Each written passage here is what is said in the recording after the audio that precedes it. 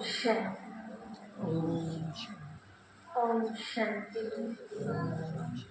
ओम शांति। इधर आ जाओ, सामने सामने बैठना चाहिए।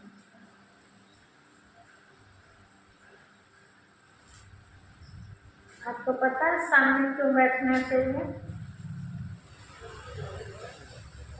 क्या लाभ है सामने बैठने से? समझे? ज्ञान अच्छा मिलता है। महाभारत की बात याद आती है। सबने देख रखे होंगे ना सीरियल? अगर नहीं देखे तो अब से देखना चालू कर देंगे। जो और चीजें देखते हैं ना, वो सब बंद करके ये धार्मिक सीरियल देखिए। बहुत कुछ हमें प्राप्तियां होती हैं उनसे। तो याद आई ये बात, महाभारत में एक बार ऐसा दृश्य आता है जब महाभारत युद्ध की बात तय हो गई कि युद्ध निश्चित है, होना ही है, फाइनल हो गया। बहुत समझाने की कोशिश की, उसको टालने की कोशिश की कि युद्ध ना हो, लेकिन दुर्योधन नहीं माने। तो अब बात है कि कौन किसकी तरफ रहेगा, क्योंकि पांडवों से भी बहुत लोग प्यार करते थे जो कौरव संप्रदाय के थे, लेकिन पांडवों को प्यार करते थे। तब समझ में कैसे आए किसको प्यार करते हैं, उधर निभाए ना निभाए। तो एक बार की बात है कि श्री कृष्ण जी के पास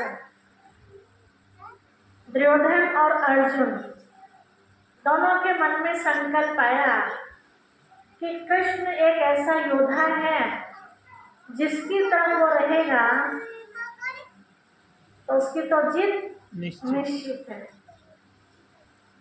लेकिन बहुत बार ऐसा देखा गया, दुर्भाग्यवश कि दिमाग काम नहीं करता, जिसको कहा जाता है विनाश काले विपरीत बुद्धि। तो अर्जुन भी पहुंचे वहां, सवेरे सवेरे का टाइम था, जब तक श्री कृष्ण जी सोकर नहीं उठे थे। अर्जुन के साथ दुर्योधन भी पहुंचे, दोनों खड़े हो गए। अब दुर्योधन को लगा कि अर्जुन ना पहले मांग ले कुछ कृष्ण से, तो पहले मैं नंबर ले लूं। जब भी आंख खुलेगी तो मैं नंबर ले लूंगा। उठाया नहीं उनको, और जैसे लेटे हुए थे श्री कृष्ण जी, तो दुर्योधन उनके नजदीक जाके खड़े हो गए। कहाँ? सिराने। और अर्जुन जी कहाँ खड़े हुए? सामने पैरों की तरफ खड़े हुए। तो दुर्योधन को क्या लगा कि मैं नजदीक खड़ा हूँ, बराबर में सिराने पे खड़ा हूँ, तो पहले मेरे से पूछा जाएगा, ठीक है, तो मैं मांग लूंगा जो मुझे चाहिएगा। वो तो दूर खड़ा है तो बाद में पूछा जाएगा। आप वैसे भी देखो प्रैक्टिकल, आप सोए हुए हैं, आपकी आंख जब खुलेगी तो साइड में देखेंगे या सामने दिखाई देगा?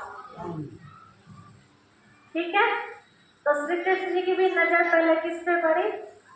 सामने अर्जुन पर पड़ी। ठीक है, अब अर्जुन को देखा, पूछा बताइए कैसे आना हुआ, तो वो बोलने ही वाला था, उससे पहले दुर्योधन ने कहा, अरे वाह, पहले तो मैं आया हूँ और मैं आपके बराबर में खड़ा हूँ, आप उससे क्यों पूछ रहे? पहले मेरे से पूछे, मुझे क्या चाहिए, मैं किस लिए आया हूँ। बोला अच्छा देखो, नजर तो पहले अर्जुन पर पड़ी है, तो पहला मेरा फर्ज बनता है कि मैं अर्जुन से पूछूं। लेकिन जिद्दी थे ना दुर्योधन जी, देहाभिमान वाले थे, तो उन्होंने कहा ऐसे कैसे हो सकता है। तो कृष्ण जी ने कहा चलो ठीक है, कोई बात नहीं। अर्जुन ने कहा प्रभु आप इन्हीं से पूछ लीजिए पहले। उनको आगे कर दिया, तो पता चला क्या चाहिए आपको, तो बोला और मेरा एक वायदा है ये कि मैं युद्ध में हथियार नहीं उठाऊंगा, किसी भी शस्त्र का मैं युद्ध में यूज नहीं करूंगा, युद्ध में अवश्य रहूंगा लेकिन देखता रहूंगा। और दूसरी तरफ मेरी अक्षौणी सेना है। दोनों में से क्या चाहिए? तो दुर्योधन के दिमाग में क्या आया, जब हथियार ही नहीं उठाएगा तो इसका फायदा क्या? तो कहा आप ऐसे कीजिए, मुझे अक्षौणी सेना दे दीजिए। तो बोला ठीक है, अक्षौणी सेना को बाकी कौन बचा? कौन बचा? श्री कृष्ण जी बचे। तो अर्जुन ने क्या किया? कहा प्रभु मुझे तो आपकी ही जरूरत है, भले आप हथियार नहीं उठाते। ठीक है, तो ऐसे जब हम कभी ज्ञान सुनते हैं, कोई चीज प्राप्त करने वाली बात आती है, तो किसको सहज मिलती है? सामने वालों को। क्योंकि नजर सहज किस पर पड़ती है? सामने वालों पर। बराबर वालों पर तो पूरी गर्दन घुमानी पड़ती है। अब वो जरूरी है कि गर्दन घूमेगी? जरूरी तो नहीं है ना। ठीक है, ये बहुत गहरा राज है। हमारे अंदर जो भी शक्तियां हैं वो ज्यादातर कहाँ से निकलती हैं? फुल फोर्स से जो निकलती है, नेत्रों से निकलती है। महाभारत में एक और कहानी ऐसी आती है, बचपन में जब श्री कृष्ण जी थे तो बहुत सारे राक्षस उनको खत्म करने के लिए आए थे, लेकिन हो न सका। थोड़े से बड़े अंत तक चलता ही रहा उनका एक न एक असुर के साथ युद्ध। तो लगभग ऐसा दिखाया कि 8-10 वर्ष की उम्र है कृष्ण जी की, और एक राक्षस ने उनको चेतावनी दी, क्योंकि जब उनकी गाथाएं सुनते हैं तो लोगों को विश्वास नहीं आता, इतना छोटा सा बालक और इतना बलशाली कैसे हो सकता है। तो कहानी में दिखाया कि उसने, राजा ने, जो असुर राजा था, उसने ललकार की कृष्ण के लिए कि वह सचमुच वो इतना बड़ा योद्धा है कि एक से एक राक्षस को मार गिराया, तो अगर उसके अंदर हिम्मत है तो मेरे से युद्ध करके देखे। कैसे? ललकार की। तो श्री कृष्ण जी ने वो स्वीकार किया, ठीक है हम आपसे युद्ध करेंगे। वो आगे अपनी सेना के साथ और श्री कृष्ण जी अकेले। तो श्री कृष्ण जी ने शर्त रखी थी उनके साथ कि मैं आपके साथ युद्ध अवश्य करूंगा, लेकिन मेरी छोटी सी एक शर्त है आपसे। क्या? पहली बात तो आप सेना के साथ हैं और मैं अकेला, तो निहत्था माना जाएगा ना, तो गलत हो जाएगा ना। वो घोड़े गाड़ियों के साथ रथ पर सवार होकर और मैं नीचे पैदल, तो मेरी छोटी सी बात है। बोला क्या?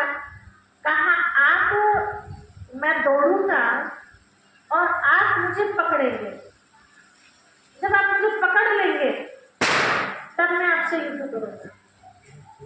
अब राक्षस अभिमानी, उसको क्या लगेगा ये कौन सी बड़ी बात है, छोटा सा बालक कहाँ तक भागेगा, है ना। तो कहा ठीक है। तो श्री कृष्ण जी ने ऐसे किया, दौड़ने लगा और वो राक्षस उसके पीछे भागते भागते भागते भागते वो नगरी पार कर दी। पार करने के बाद किसी पहाड़ी क्षेत्र में पहुंच गए, और उस पहाड़ी क्षेत्र में पहुंचने के बाद एक गुफा में घुस गए। देखा होगा कुछ एक नया दृश्य। गुफा में घुसने के बाद क्या देखा, उसके अंत आना था ना राक्षस का, तो श्री कृष्ण को भगवान जी के रूप में दिखाया सीरियल में। तो अपना नाम नहीं करना था कि मैंने मारा।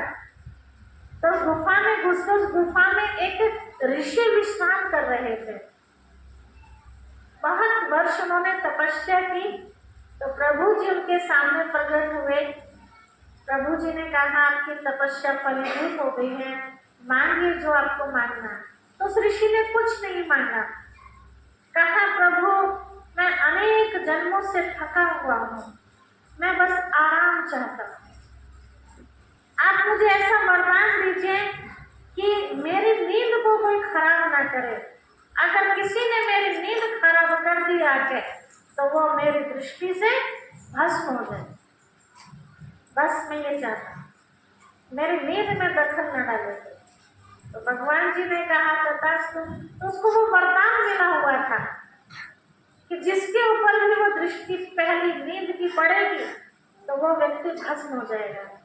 तो उस गुफा में वो ऋषि सोए हुए, गुफा में घुसे, उसके पीछे पीछे वो असुर घुसे और ऐसे ओट में भाग के खड़े हो गए श्री कृष्ण जी। श्री कृष्ण जी के पास एक चुनरी थी, जैसे दिखा दिखा के भाग रहे थे। वो जो अंदर सोए हुए थे ऋषि की गुफा के अंदर, वो चुनरी उनके ऊपर जाके उड़ा दी और खुद साइड में चिपक के खड़े हो गए। अब वो हाँफता हाँफता भागता भागता कहाँ दृष्टि पड़ेगी इसकी? सामने पड़ेगी ना। ये तो देखेगा कि वो साइड में चिपक गया, तो सामने देखा, अच्छा। तब थक के यहाँ विश्राम करने लगा। क्या सोचा कौन लेता हुआ है? श्री कृष्ण जी लेते हैं, क्योंकि वही चुनरी थी। तो पहले तो ललकार करी, अब वो तो गहरी नींद में थे, वरदान मिला हुआ था उनको, तो वो नहीं उठ पाए। उसने पैरों की तरफ से लात मारी ऋषि को। ऋषि की आंख खुल गई। अब जब आंख खुली तो पहली नजर किस पर पड़ी? तो पैरों की तरफ ही था राक्षस। तो जैसे उसके ऊपर पड़ी तो आंखों से लाइट निकली और अग्नि टाइप में, और वो फिर ऐसे चढ़ता चढ़ता पहाड़ों पर चल के गिर के भस्म हो गया। तो एक तो आंखों से लाइट पावर निकलती है, इसलिए दृष्टि का बड़ा गहरा राज है। पहले के जो ऋषि होते थे वो दृष्टि से ही वरदान दे दिया करते थे। आप सबने महाभारत में देखा होगा, धृतराष्ट्र का जन्म, संजय का जन्म और पांडु का जन्म कैसे हुआ था? कैसे हुआ था? दृष्टि से हुआ।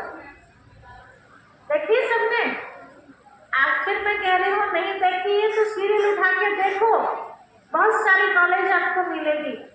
ठीक है?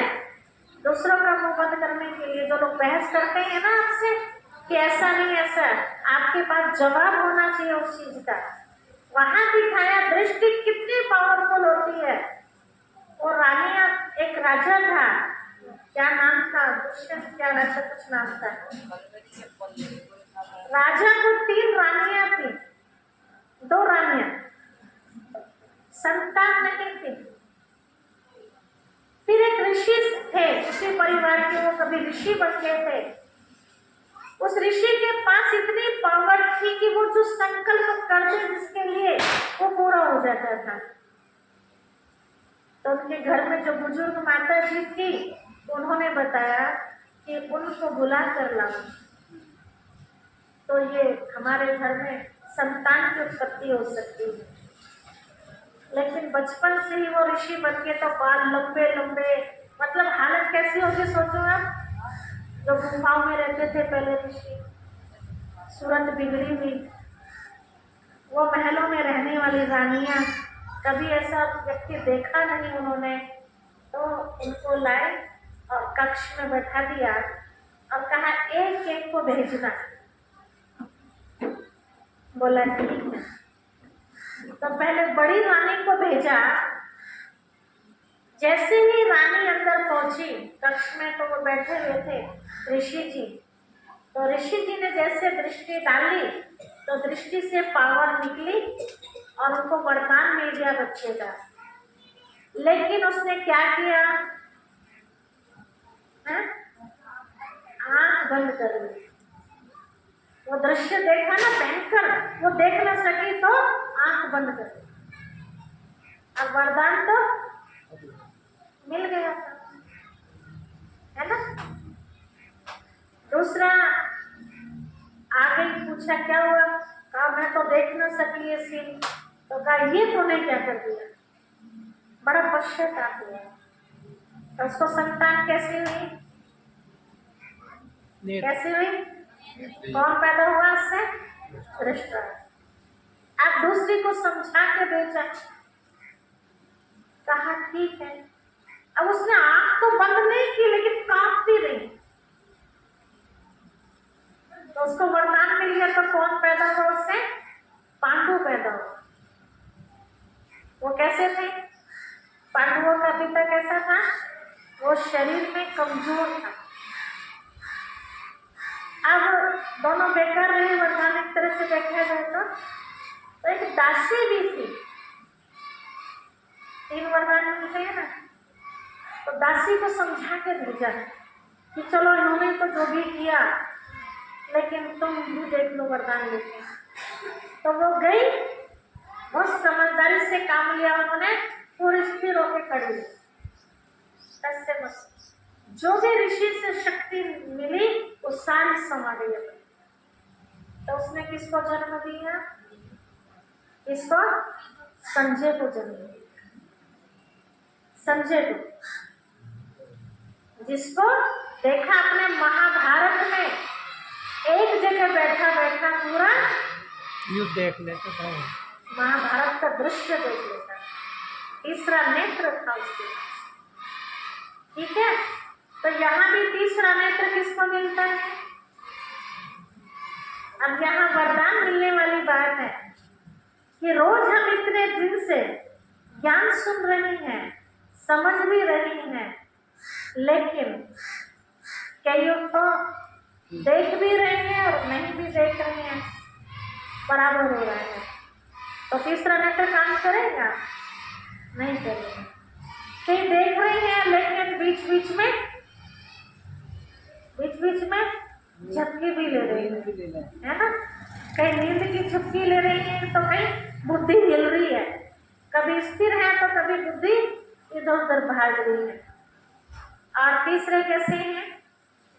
जिनकी बुद्धि स्थिर है, इस सामने क्या सुनाया जा रहा है वो सारा का सारा रिपीट करते हैं, ठीक है।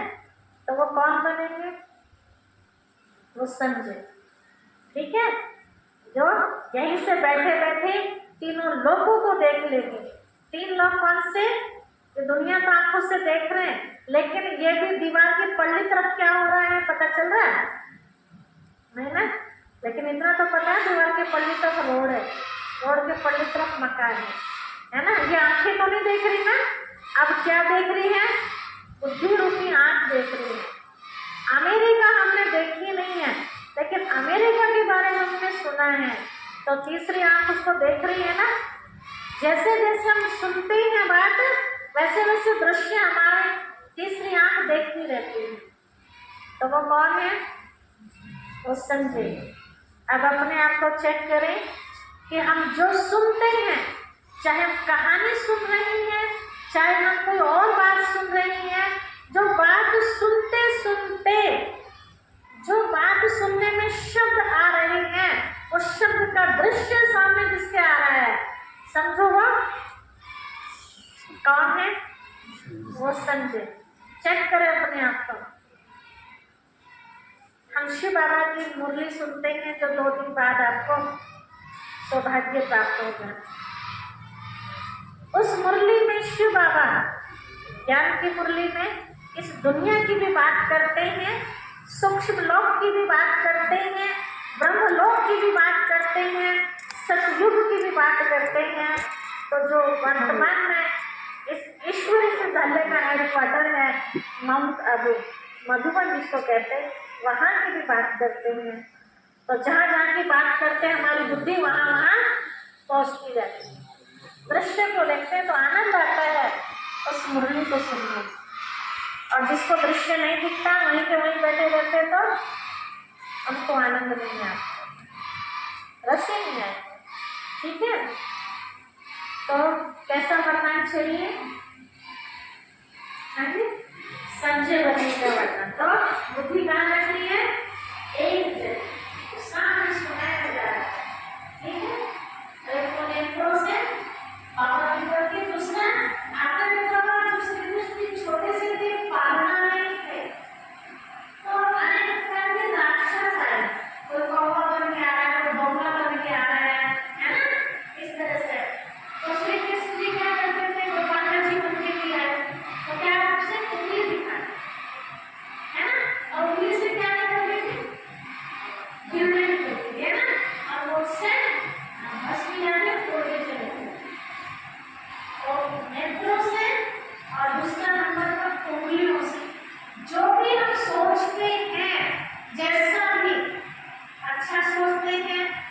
अच्छी तरह दिखाई नहीं देती है, महसूस होने वाली चीजें।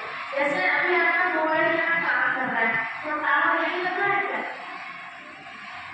जहाँ भी टावर है वहीं से वो कैच कर रहा है ना, सूक्ष्म रंग के फैल रही है ना, सारे दिखाई नहीं देती। ऐसे हम लोग सोचते हैं ना तो वैसे ही सूक्ष्म घटनाएं हमारे चारों तरफ फैलती रहती है। अभी हमारे ऊपर कैसी फैला है, जैसी सोच वैसी ही